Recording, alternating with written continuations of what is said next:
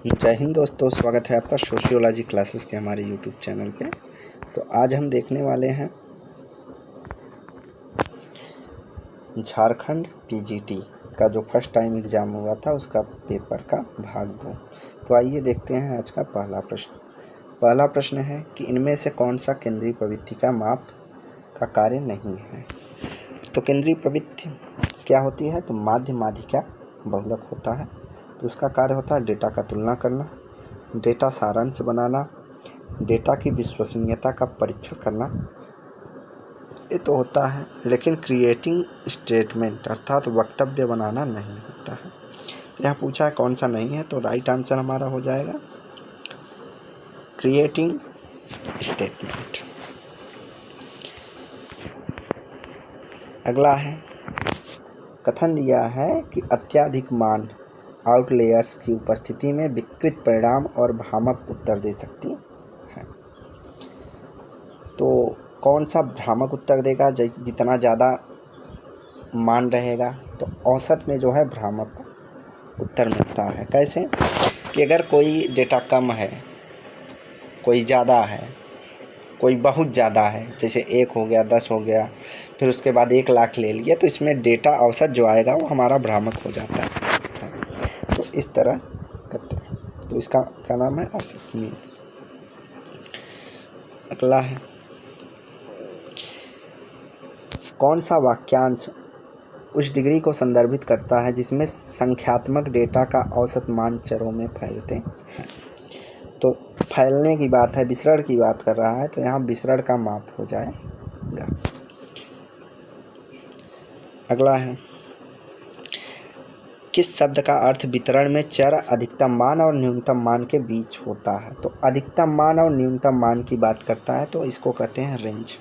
क्या कहते हैं?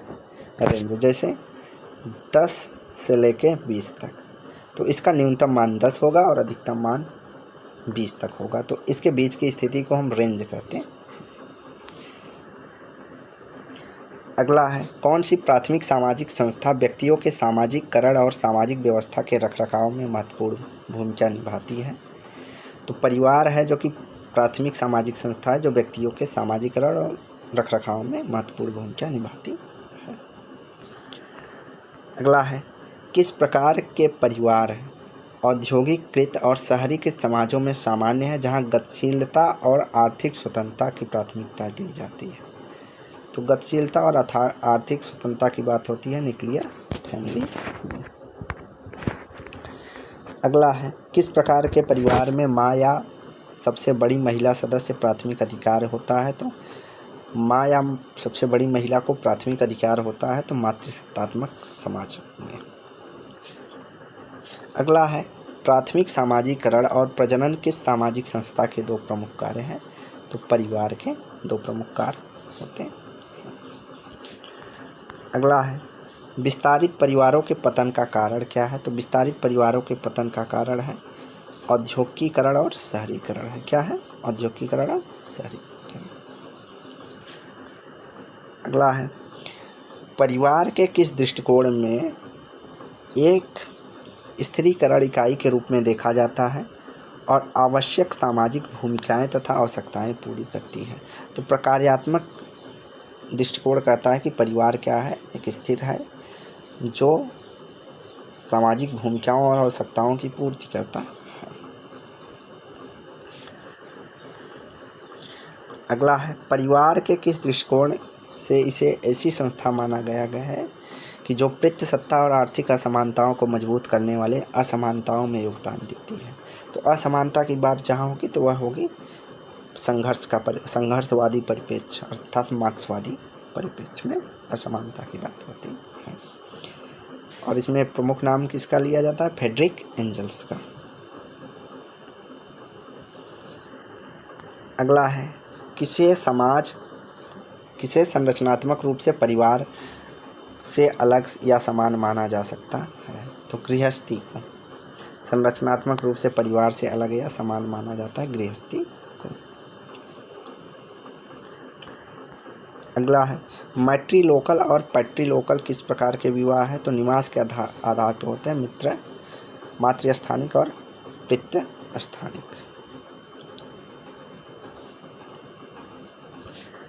अगला है, किस विद्वान ने विभिन्न प्रकार के परिवार का वर्गीकरण किया है? तो पीएन कोलिंडा हैं, जिन्होंने 12 टाइप के परिवार बताए। किसने? 12 टाइप के, पीएन कोलिंडा। अगला है, केरल के नायरो और उत्तर पूर्व के जायरो। नायरो और जायरो में आदिवासी समूह में किस प्रकार में असामान्य सामाजिक पारिवारिक संरचना देखी जाती है? तो नायर और जायरो में मातृवंशी होती है। अगला है, किस समाजशास्त्री ने डोमिनेंट कास्ट की अवधारणा दी है? प्रभु जाति। प्रभु जाति की कौन बात करते हैं? एम.एन. श्रीनिवास। अगला है, 1873 में सत्यशोधक समाज की स्थापना किसने की है? तो 1873 में सत्यशोधक समाज की स्थापना करते हैं ज्योतिबा राव फूले जी। कौन है? ज्योतिबा राव फूले जी। तो इन्होंने महिला शिक्षा पर प्रमुख रूप से कार्य किया।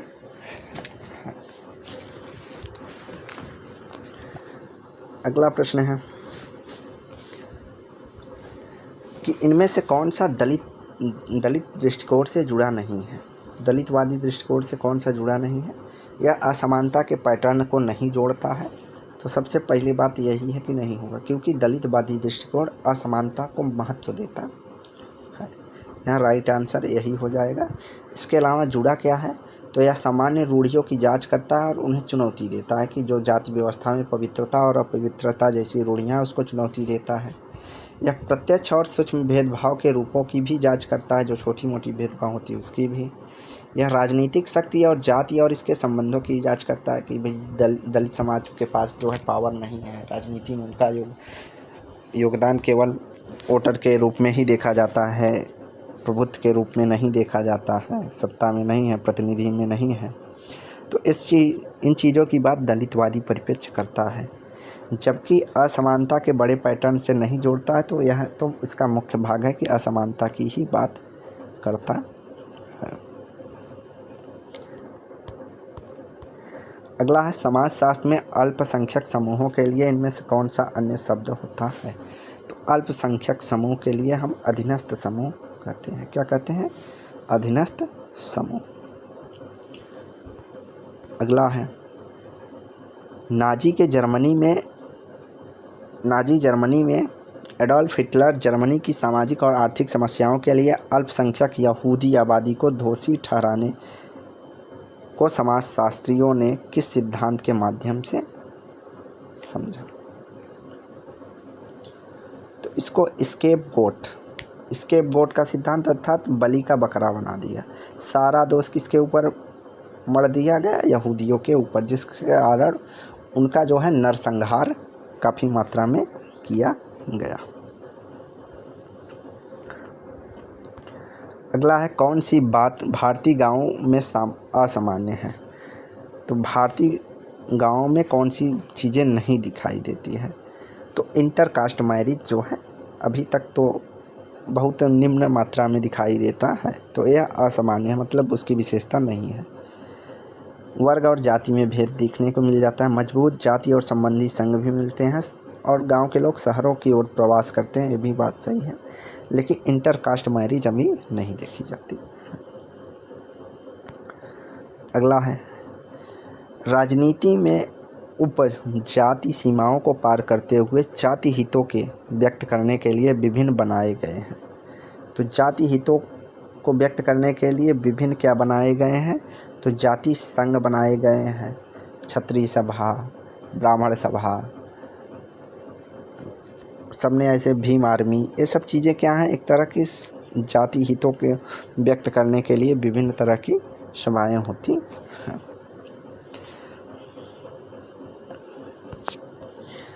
अगला है, किसके अनुसार तथाकथित उच्च जातियों को हेजीमनी कुछ क्षेत्रों में इन स्थितियों में बदल गया है? तो किसके अनुसार जो है उच्च जातियों का हेजीमनी कुछ क्षेत्रों के इन स्थितियों में बदल गया है? तो आंद्रे बेटे कहती हैं कि भैया वर्तमान समाज में जो है उच्च जातियों का जो प्रभुत्व था, धीरे धीरे उनकी स्थिति में परिवर्तन आया है। अगला है, गांव और गैर कृषि कर वसूलने वाले ज़मीन मालिकों के लिए कौन सा शब्द उपयोगी है जो आमतौर पर उच्च जाति के होते हैं? तो जो कर वसूलते हैं उनको ज़मींदार बोलते हैं। अगला है, इनमें से कौन सा ग्रामीण और शहरी अंतःक्रिया की विशेषता है? तो ग्रामीण और शहरी अंतःक्रिया की विशेषता नहीं है, नहीं है। तो ग्रामीण त्यौहार नहीं होगा। सामान और सेवाओं का पारस्परिक आदान प्रदान होने लगा है। परिवहन और संचार का विस्तार हुआ है। कृषि का वाणिज्यीकरण हुआ है। तो यहाँ राइट आंसर हो जाएगा ए, ग्रामीण त्यौहार नहीं है। अगला है, भारत में कृषक वर्ग संरचना और संबंधों में कौन सा हालिया रुझान नहीं देखा गया है? हालिया रुझान नहीं देखा गया। तो हालिया रुझान में नहीं देखा गया है तो वर्ग संघर्ष की कमी नहीं हुई है। जमींदारी और पारंपरिक पट्टों का पतन, तो ये हालिया नहीं है, अभी वर्तमान की बात नहीं है। नए वाणिज्यिक रूप से उन्मुख किसान वर्गों का उदय, ये भी हो गया। छोटे किसानों का भूमिहीन मजदूरों में परिवर्तन, ये भी हुआ है। लेकिन जमींदारी और पट्टेदारी का पतन जो है वो 1950 के बाद से ही होने लगा था। तो ये हालिया घटना नहीं है। तो यहाँ राइट आंसर होगा। अगला है, किस प्रकार की प्रक्रिया का उपयोग कुछ समाजशास्त्री मध्यम वर्गीय किसान वर्ग संरचना के ऊर्ध्वगमन की सामाजिक गतिशीलता की बात करते हैं? तो मध्यम वर्गीय किसान ऊपर की ओर गतिशील कर रहा है तो उसको क्या कहेंगे? बुर्जुआकरण। क्या कहते हैं? बुर्जुआकरण। अगला है, किस विद्वान ने आत्मनिर्भर स्वायत्त गांव के विचार को लोकप्रिय और अतिरंजित किया है? तो अतिरंजित और लोकप्रिय किया है किसने? हेनरी बाडेन-पावेल ने किया है। इन्होंने कहा कि भारतीय जो गांव हैं वो क्या होते हैं? आत्मनिर्भर और स्वायत्त गांव हैं। तो हेनरी बाडेन-पावेल है। अगला है, भारतीय गांव कभी आत्मनिर्भर और अपरिवर्तित नहीं रहे। तो किसने? भारतीय गांव कभी आत्मनिर्भर और अपरिवर्तित गणराज्य नहीं रहे। क्या नहीं रहे? गणराज्य नहीं रहे। अगला है, जजमानी प्रणाली में संरक्षक और ग्राहक के बीच संबंध कैसा होता है? तो संरक्षक और ग्राहक के बीच संबंध जो होता है वह पारंपरिक होता है। अगला है, किसने 1956 में पीजेंट सोसाइटी एंड कल्चर पुस्तक लिखी है? पीजेंट सोसाइटी एंड कल्चर जो पुस्तक है वो रॉबर्ट रेडफील्ड की। अगला है, भारतीय कृषि में समग्र भूमि सुधार के लिए क्या आवश्यक नहीं है? तो क्या पूछा है? नहीं है। तो जाति और धार्मिक समर्थन जुटाना जो है आवश्यक नहीं है। आवश्यक क्या क्या है? तो अतिरिक्त भूमि को हाशिए पर और भूमिहीन किसानों में भूमि का वितरण ये है। छोटे किसानों को वित्तीय सहायता देना है। प्रभावी पट्टे में सुधार करना है। लेकिन क्या नहीं है? तो जाति और धार्मिक समर्थन जुटाना नहीं है।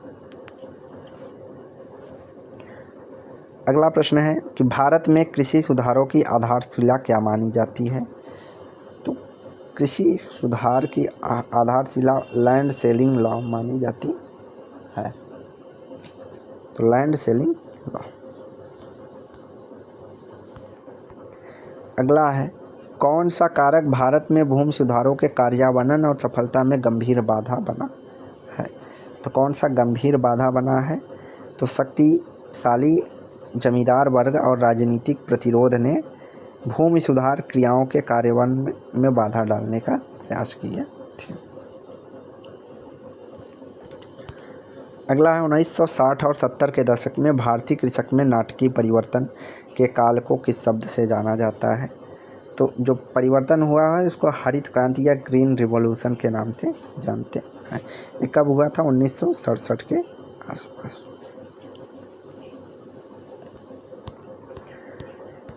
अगला है, 1960 और 70 के दशक से ग्रीन रिवॉल्यूशन की कौन सी विशेषता नहीं है? तो सुधारे हुए सिंचाई के तरीके, उर्वरक और कीटनाशकों का उपयोग, उच्च उपज वाली किस्मों के बीजों का प्रयोग, ये तीनों विशेषताएं थी। दाल उत्पादन पर ध्यान दिया गया तो ऐसा नहीं था। गेहूं और चावल के उत्पादन पे ज़्यादा ध्यान दिया गया था। तो यहाँ राइट आंसर हो जाएगा, दाल उत्पादन पर ध्यान नहीं दिया गया था।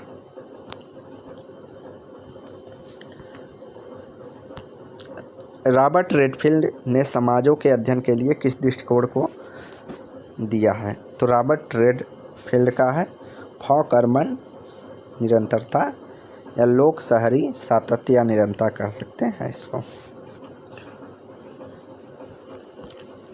अगला है स्थानीय परंपरा का व्यापक और अधिक परिष्कृत बनने की प्रक्रिया को समझने के लिए मैकिंग मैरियट ने किस शब्द का प्रयोग किया है? तो उसको सार्वभौमिकरण शब्द का प्रयोग किया है। अगला है कौन सा शब्द ग्रामीण और शहरी समाजों के बीच संबंधों पर उन्हें जोड़ने का दर्शाता है? तो ग्रामीण शहरी, तो रूरल अर्बन लिंकेज या ग्रामीण शहरी संबंध जो है होता है लिंकेज।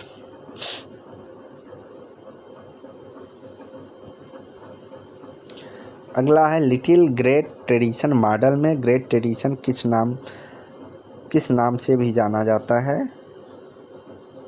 तो लिटिल ग्रेट ट्रेडिशन मॉडल में ग्रेट ट्रेडिशन को किस नाम से जाना जाता है? तो उसको साक्षर परंपरा, लिटरेट परंपरा या बृहत परंपरा के नाम से जानते हैं।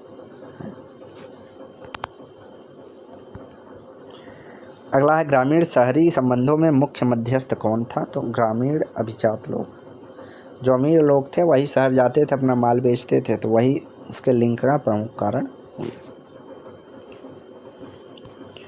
अगला है लोगों को एक भौगोलिक इकाई से दूसरी इकाई में अपेक्षाकृत अस्थायी आवास परिवर्तन को क्या कहा जाता है? तो उसको माइग्रेशन कहा जाता है। क्या कहते हैं? माइग्रेशन। अगला है भारत में अति शहरीकरण की घटना का सबसे अच्छा और कैसे वर्णित किया जा सकता है? तो औद्योगिकरण और रोजगार विस्तार के लिए बिना शहरी जनसंख्या वृद्धि। तो भारत में अति शहरीकरण क्या है कि औद्योगिक और रोजगार का विस्तार किए बिना ही शहरों में जनसंख्या की वृद्धि। रोजगार नहीं बढ़ा और न ही उद्योग बढ़ा, लेकिन जनसंख्या शहरों में बढ़ रही है, तो उसको अति शहरीकरण कहा जा सकता है। अगला है शिकागो स्कूल के पारिस्थितिकी दृष्टिकोण के अनुसार शहरी स्थानिक संरचना का मुख्यतः किन कारकों का आकार लेती है? तो शिकागो स्कूल है, उसका दृष्टिकोण कौन सा है? पारिस्थितिकी, मतलब इकोलॉजिकल अप्रोच। तो उसमें शहरी अध्ययन किया गया है। प्रमुख विचारकों में लुईस बर्थ, पार्क, बर्गेस, इस सब का नाम जो है प्रमुख है। तो उसमें मानव और पर्यावरण के बीच अंतःक्रिया, सहयोग और प्रतिस्पर्धा की जो है अध्ययन करते हैं। अगला है लुईस बर्थ की शहरीकरण को जीवन शैली के रूप में परिकल्पना शहरी समाज की मुख्यतः किस विशेषता को या मुख्यतः किससे संदर्भ में समझी जा सकती है? तो जीवन शैली परिकल्पना शहरी क्या विशेषताएं बताई? तो उन्होंने कहा आकार होगा, घनत्व होगा, असमानता होगा, जो सामाजिक संबंधों को आकार देगा।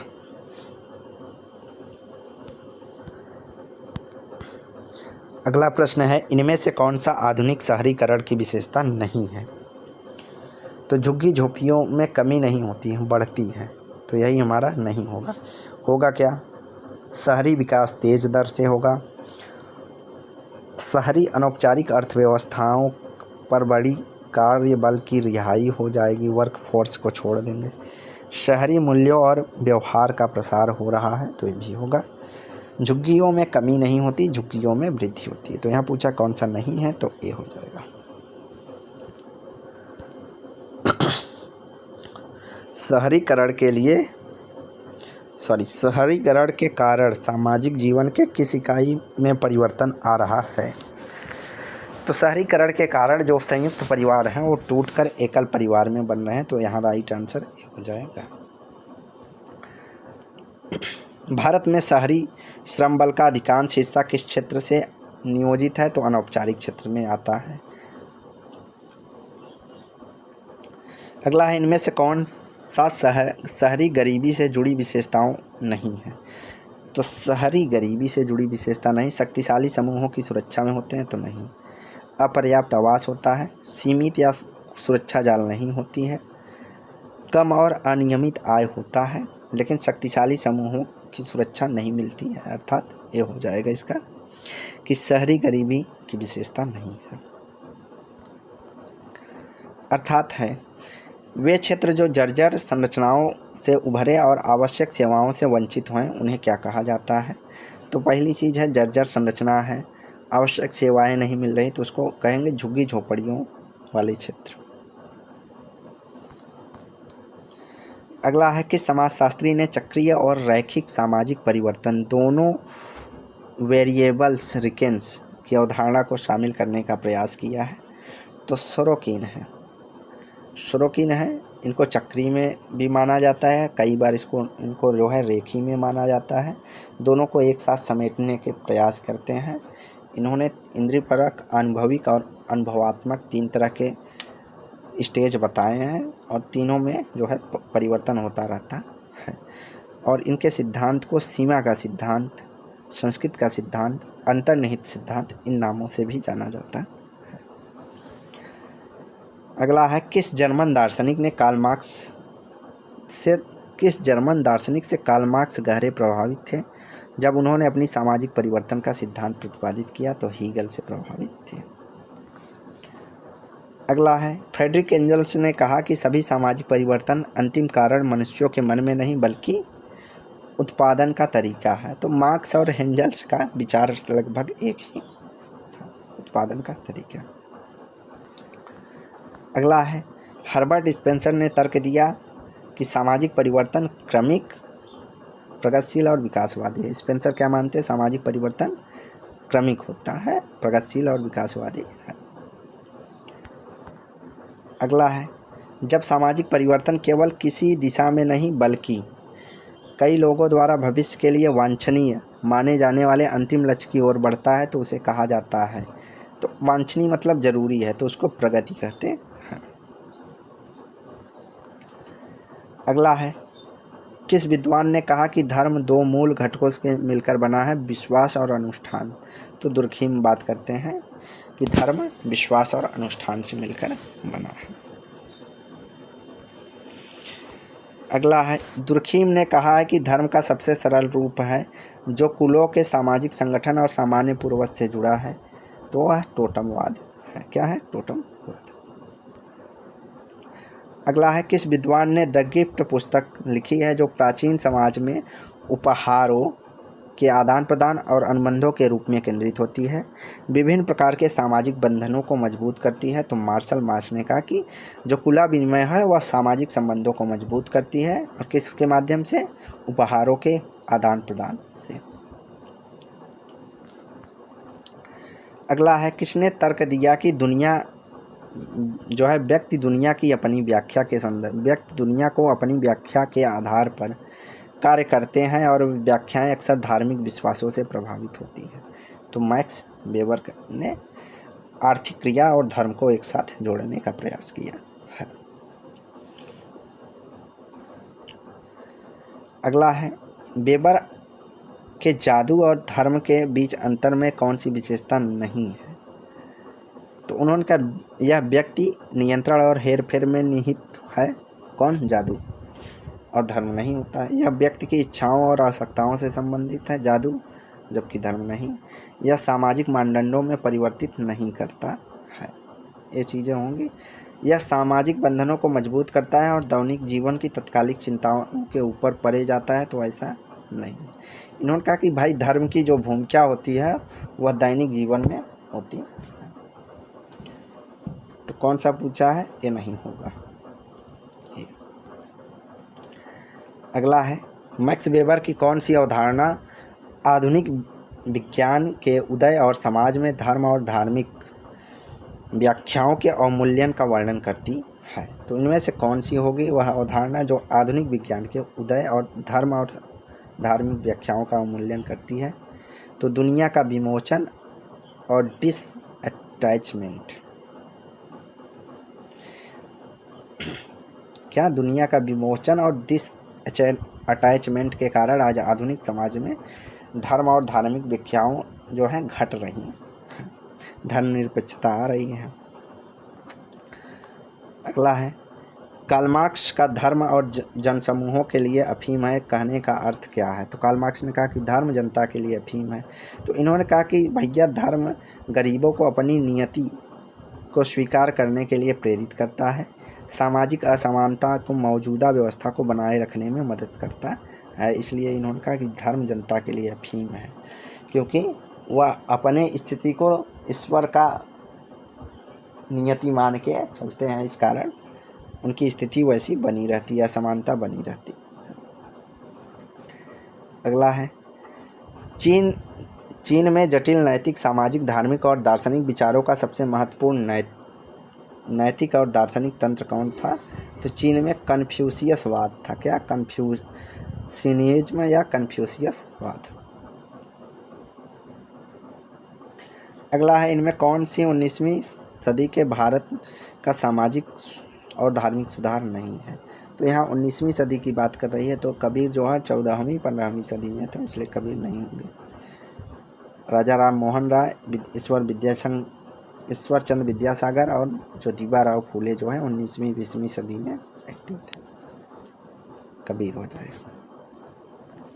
अगला है 19वीं सदी की शुरुआत में राजा राम मोहन राय बंगाल के किस धार्मिक सुधार आंदोलन की शुरुआत की थी।